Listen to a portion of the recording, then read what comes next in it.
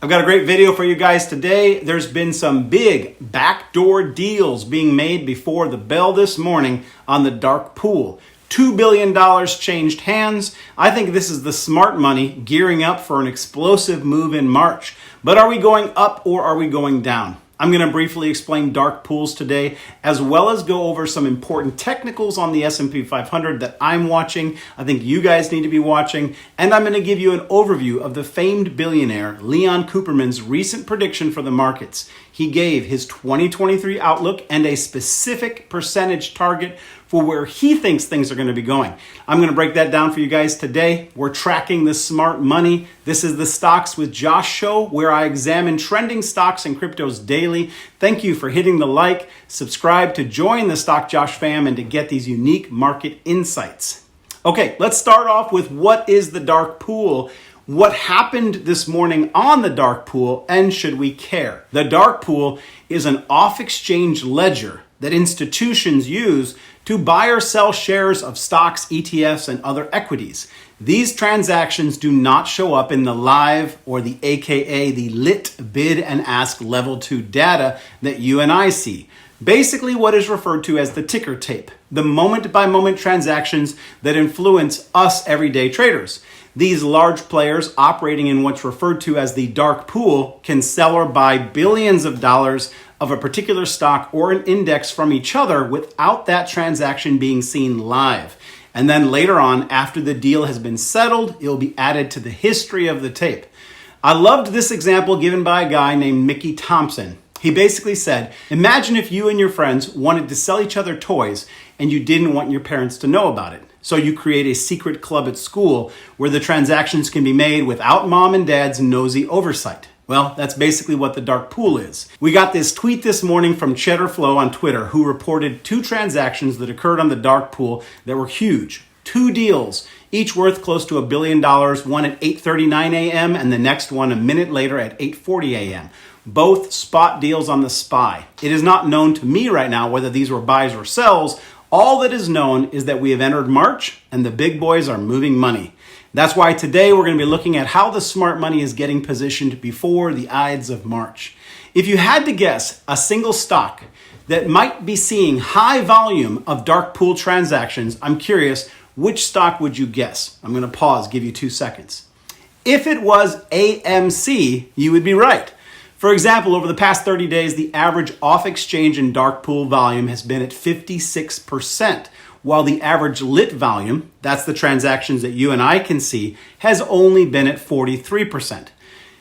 That is exactly why I've never wanted to get behind the AMC movement, the mother of all squeezes, a propaganda narrative in my view. I don't like to play a game where my opponent doesn't have to play by the rules. As a side note, for those who are active in AMC, I recommended selling yesterday and taking profits. We saw a pullback today, but don't forget that I told you that AMC does have support at $6.20. So if the move up is going to have a little bit more strength, I want you guys to watch for a bounce off of the $6.20 area. Having said that, today's drop in AMC gave a definitive sell signal in the volume. So even though you might get a pop off of that $6.20 range, I want you to know that momentum has officially left the theater with today's sell-off. Real quick commentary on Rivian. I warned for the last 2 days in a row that the Rivian chart was looking sad, lonely, and in despair, and today we saw a gap down of nearly 20%. Family, I'm getting on here for you guys. It is just inches away from the $15.28 range support that I called out 2 days ago. Rivian has officially sold off pretty darn hard, so I could actually see a dead cat bounce in its future, potentially off of that $15.28 range. The markets will be digesting the sell-off. The shorts will be strategically taking profits at that level. That is not a suggestion for you guys to buy, sell, or hold. That's what we call educational technicals. Q4 earnings season is virtually over. About the only stock that I'm still watching is one of Larry's plays on TCOM, the Chinese travel tech company called Trip.com. These guys are going to be reporting after market Monday. I'm probably going to touch on them briefly before then, but I'd love to hear from you guys in the comments if there is any earnings call left in Q4 of 2022 that you would like me to talk about. If there isn't any, then just say hi in the comments. Okay.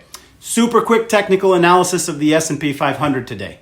Two things that I want you guys to see. Yesterday, I told you that the smart money said that a close below 39.40 would cause a technical sell-off in the markets. And what happened this morning? We came down and kissed that ominous level, and then we've been slowly climbing. Now, we are currently sitting at 39.50 while I'm making this video, and that's the level that I gave you guys that we do not want to close below on the daily chart.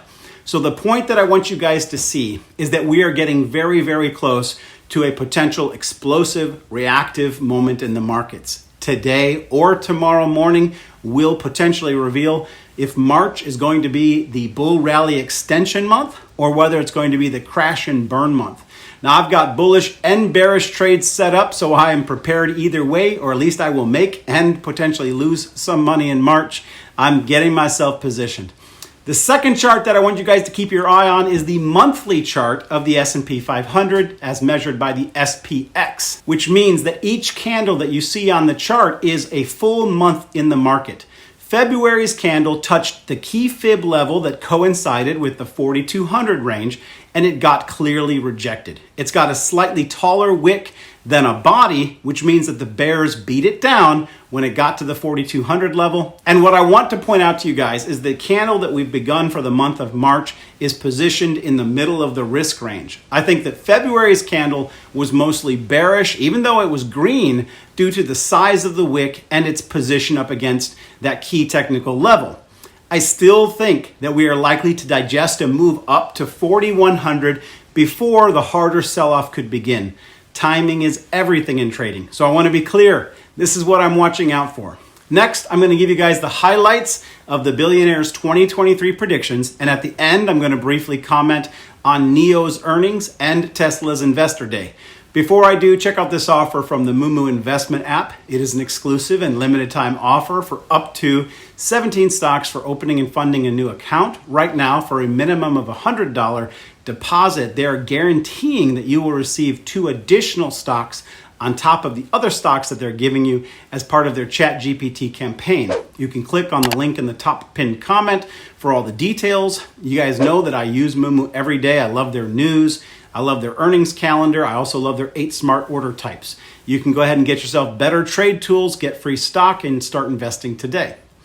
Okay, so what did the billionaire Leon Cooperman say about the markets that you and I need to be aware of? What I specifically found interesting was his view on the percentage that the markets would fall in 2023. So spoiler alert, this famed billionaire investor is not bullish.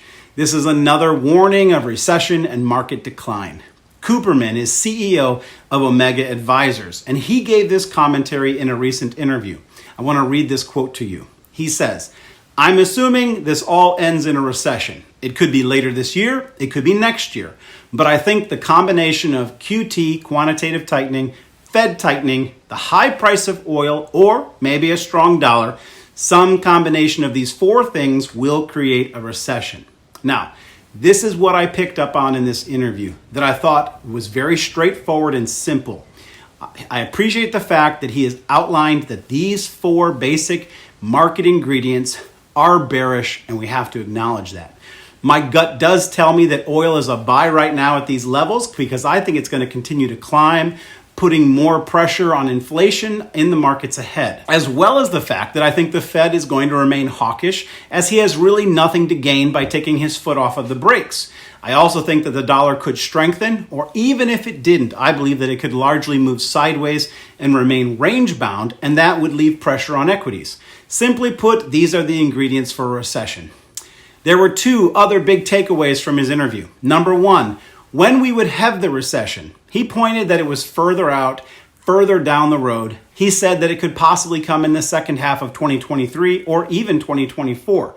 Now, that's not what people want. It's not what people have been talking about.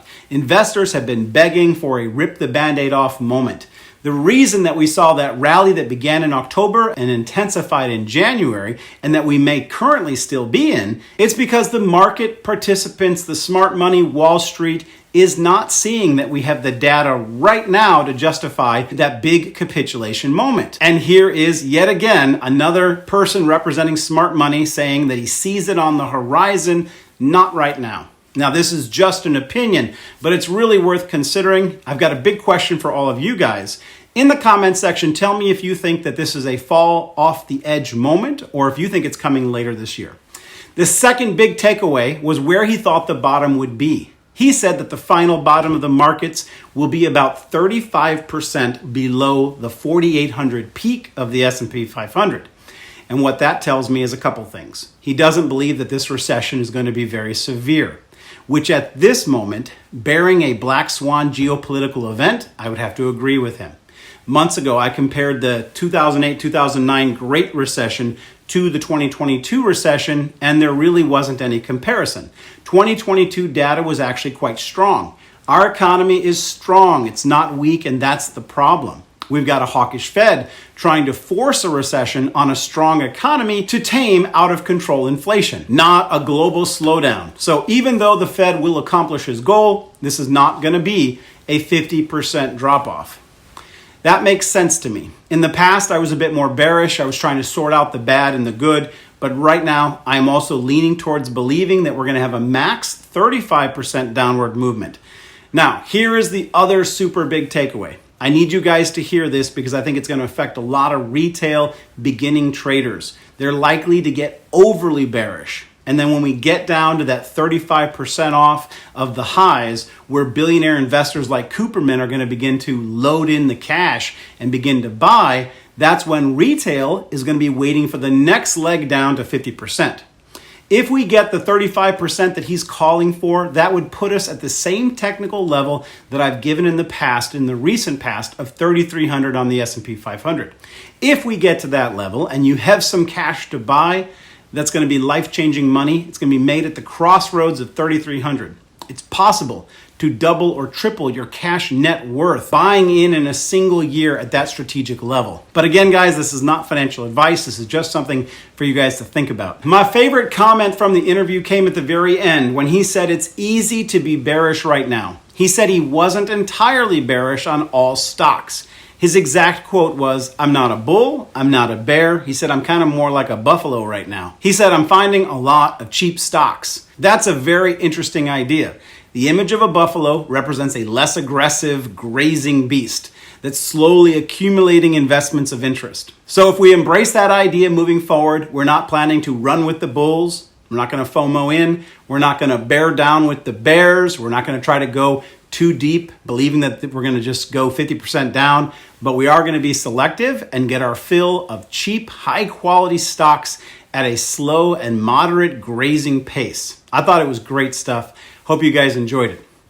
All right, I'm running out of time, so I'm going to quickly go over Nio. Their earnings, as expected, were a huge miss. It's been an extremely volatile day for trading Nio. It was a swing up in the morning and then a swing down later. I want to remind you guys of a couple key points that I made yesterday. Nio is near an important support at $9.50. If we see it climb back above and close on the day above that $9.50, I think that's going to be a bullish signal that Nio will go higher. I think that a lot of the smart money going into earnings had already priced in all the bad news that we got out of earnings. I told you, though, that if Nio broke $9, that would be a technical trading breakdown, and we saw that, and as a result, we got a flash down to $8.80, which surprisingly was bought up with high volume. The charts still look like they could turn bullish on Nio, so I want you guys to keep that in mind. I think the snap back that we're seeing is largely made up of shorts closing their bearish profit positions on the release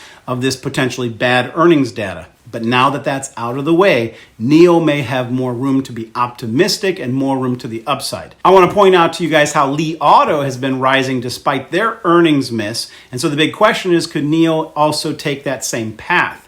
Nio is experiencing very high volatility still, but I'm leaning towards it moving back up to $10 to $11 range, potentially in the next 2 weeks. This is one that we're going to have to watch and see. Two big reasons why I think Nio has potential to the upside is the charts are in extreme oversold conditions, and we know that China has opened back up, which leaves room for significant improvement for Nio stock moving into the next quarter.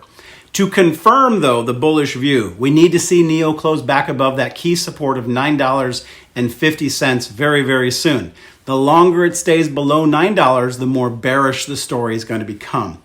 All right, I teased you guys that I would cover Tesla, but I've totally run out of time. I'm going to digest all of the Tesla news today, and I'm going to come back with a more in-depth review tomorrow. I will tell you, though, that I've closed my Tesla swing positions in advance of Investor Day to play it safe. Remember, hogs get slaughtered. I'm going to watch the fallout, and I'm going to take a position after that. This is the very last call to hit the like and subscribe and to hit all notifications on the YouTube bell. Leave me a comment on today's video. I hope you found some value in it. As always, I wish you guys great success in your investing. Peace and blessings, my friends. We'll see you in the chat.